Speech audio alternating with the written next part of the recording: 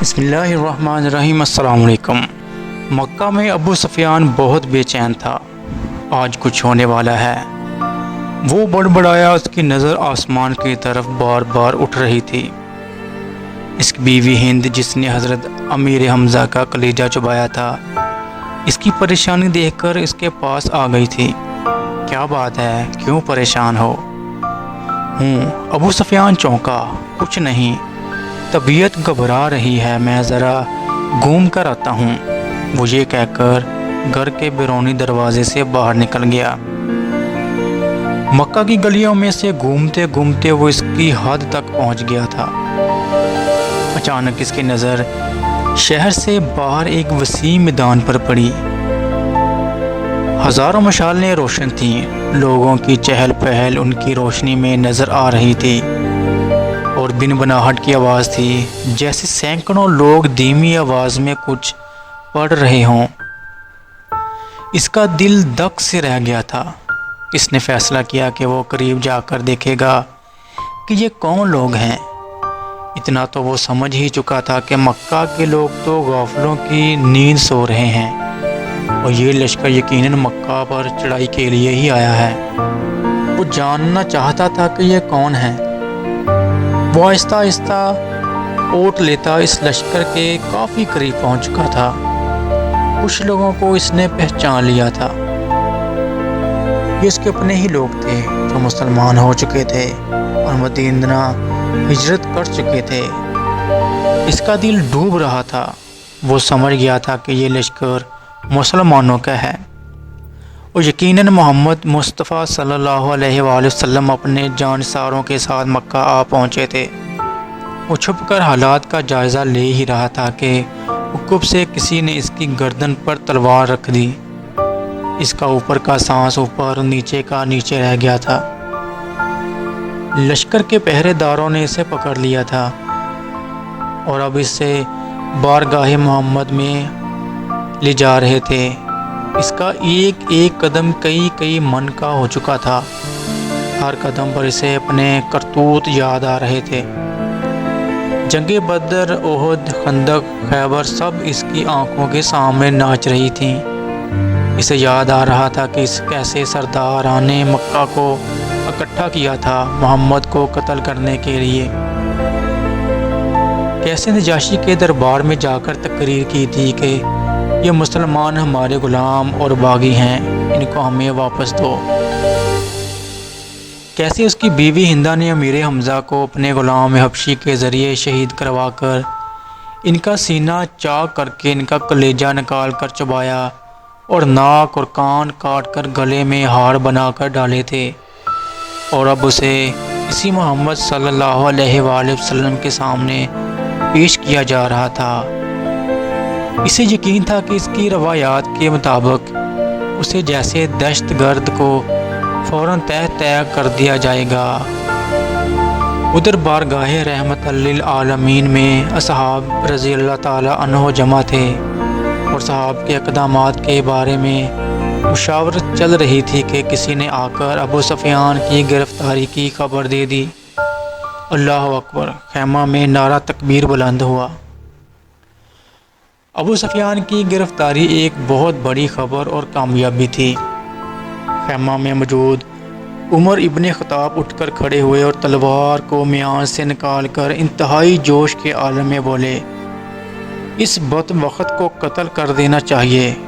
شروع سے سارے فساد کی جڑ یہی رہا ہے۔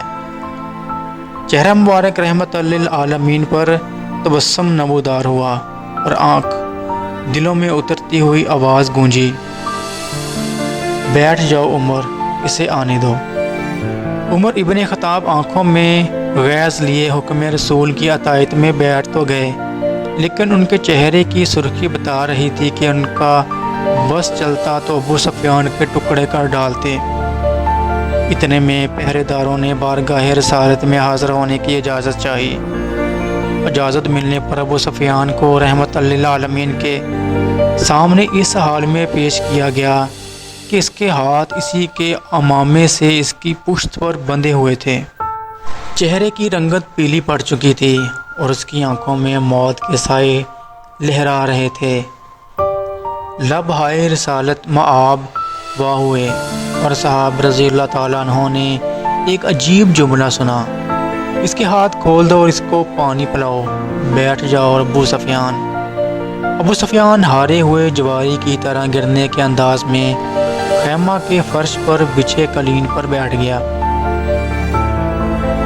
پانی پی کر اس کو کچھ حوصلہ ہوا تو نظر اٹھا کر خیمہ میں موجود لوگوں کی طرف دیکھا۔ عمر ابن خطاب کی آنکھیں غصہ سے سرخ تھیں۔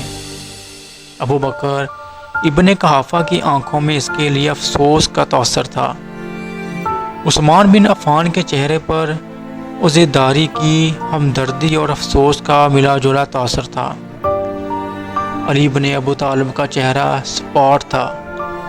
اسی طرح باقی تمام صحابہ کے چہروں کو دیکھتا دیکھتا آخر اس کی نظر محمد صلی اللہ علیہ وآلہ وسلم کے چہرے مبارک پر آ کر ٹھہر گئی، جہاں جلالت و رحمت کے خوبصورت امتزاج کے ساتھ کائنات کی خوبصورت ترین مسکراہٹ تھی۔ کہو ابو سفیان کیسے آنا ہوا؟ ابو سفیان کے گلے میں جیسے آواز ہی نہیں رہی تھی۔ بہت ہمت کر کے بولا، میں اسلام قبول کرنا چاہتا ہوں۔ عمر ابن خطاب ایک بار پھر اٹھ کھڑے ہوئے۔ یا رسول اللہ، یہ شخص مکاری کر رہا ہے، جان بچانے کے لیے اسلام قبول کرنا چاہتا ہے۔ مجھے اجازت دیجیے میں آج اس دشمن ازلی کا خاتمہ کر ہی دوں۔ ان کے منہ سے کف جاری تھا۔ بیٹھ جاؤ عمر، رسالت مآب نے نرمی سے پھر فرمایا۔ ابو سفیان، کیا تم واقعی اسلام قبول کرنا چاہتے ہو؟ جی یا رسول اللہ، میں اسلام قبول کرنا چاہتا ہوں۔ میں سمجھ گیا ہوں کہ آپ اور آپ کا دین بھی سچا ہے اور آپ کا خدا بھی سچا ہے، اس کا وعدہ پورا ہوا۔ میں جان گیا ہوں کہ صبح مکہ کو فتح ہونے سے کوئی نہیں بچا سکے گا۔ چہرہ رسالت مآب پر مسکراہٹ پھیلی۔ ٹھیک ہے ابو سفیان، تو میں تمہیں اسلام کی دعوت دیتا ہوں اور تمہاری درخواست قبول کرتا ہوں۔ جو تم آزاد ہو، صبح ہم مکہ میں داخل ہوں گے انشاءاللہ۔ میں تمہارے گھر کو، جہاں آج تک اسلام اور ہمارے خلاف سازشیں ہوتی رہیں، جائے امن قرار دیتا ہوں۔ جو تمہارے گھر میں پناہ لے لے گا وہ محفوظ ہے۔ ابو سفیان کی آنکھیں حیرت سے پھٹتی جا رہی تھیں، اور مکہ والوں سے کہنا، جو بیت اللہ میں داخل ہو گیا اس کو امان ہے، جو اپنی کسی عبادت گاہ میں چلا گیا اس کو امان ہے، یہاں تک کہ جو اپنے گھروں میں بیٹھ رہا اس کو امان ہے۔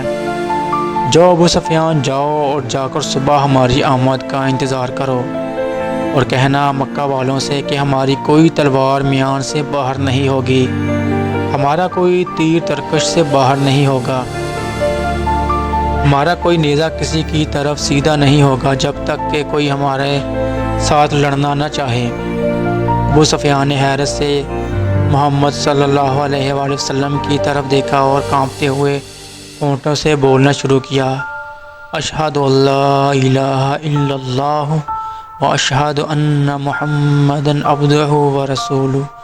سب سے پہلے عمر ابن خطاب آگے بڑھے اور سفیان کو گلے سے لگایا۔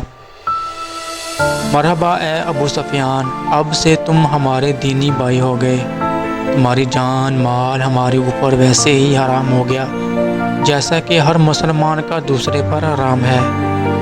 تم کو مبارک ہو کہ تمہاری پچھلی ساری خطائیں معاف کر دی گئی، اور اللہ تبارک و تعالیٰ تمہارے پچھلے گناہ معاف فرمائے۔ ابو سفیان حیرت سے خطاب کے بیٹے کو دیکھ رہا تھا۔ یہ وہی تھا کہ چند لمحے پہلے جس کی آنکھوں میں اس کے لیے شدید نفرت اور غصہ تھا، اور جو اس کی جان لینا چاہتا تھا، اب وہی اس کو گلے سے لگا کر وہی بول رہا تھا، یہ کیسا دین ہے، یہ کیسے لوگ ہیں۔ سب سے گلے مل کر اور رسول اللہ صلی اللہ علیہ وسلم کے ہاتھوں پر بوسہ دے کر ابو سفیان خیمہ سے باہر نکل گیا۔ وہ دہشت گرد ابو سفیان جس کے شر سے مسلمان آج تک تنگ تھے، انہی کے درمیان سے سلامتی سے گزرتا ہوا جا رہا تھا، جہاں سے گزرتا اس اسلامی لشکر کا ہر فرد، ہر جنگجو، ہر سپاہی جو تھوڑی دیر پہلے اس کی جان کے دشمن تھے، اب آگے بڑھ بڑھ کر اس سے مصافحہ کر رہے تھے، اسے مبارکباد دے رہے تھے، خوش آمدید کہہ رہے تھے۔ اگلے دن مکہ شہر کی حد پر جو لوگ کھڑے تھے ان میں سب سے نمایاں ابو سفیان تھا۔ مسلمانوں کا لشکر مکہ میں داخل ہو چکا تھا۔ کسی ایک تلوار، کسی ایک نیزے کی انی، کسی ایک تیر کی نوک پر خون کا ایک قطرہ بھی نہیں تھا۔ لشکر اسلام کو ہدایات مل چکی تھیں۔ کسی کے گھر میں داخل مت ہونا، کسی کی عبادت گاہ کو نقصان مت پہنچانا، کسی کا پیچھا مت کرنا، عورتوں اور بچوں پر ہاتھ نہ اٹھانا، کسی کا مال نہ لوٹنا۔ بلال حبشی آگے آگے اعلان کرتا جا رہا تھا، مکہ والوں، رسول خدا کی طرف سے آج تم سب کے لیے عام معافی کا اعلان ہے۔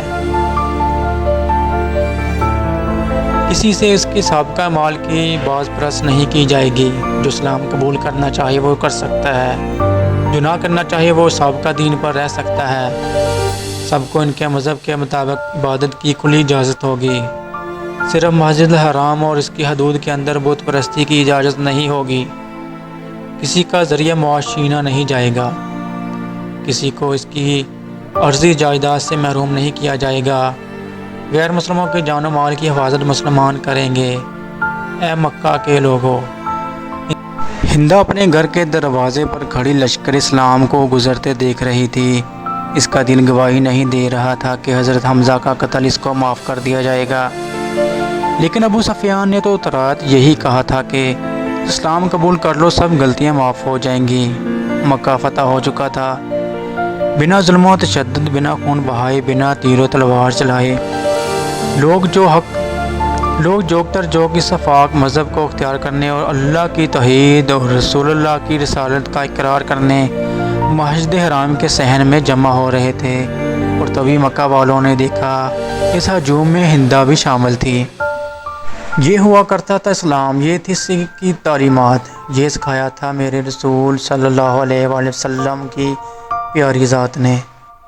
اللہ حافظ۔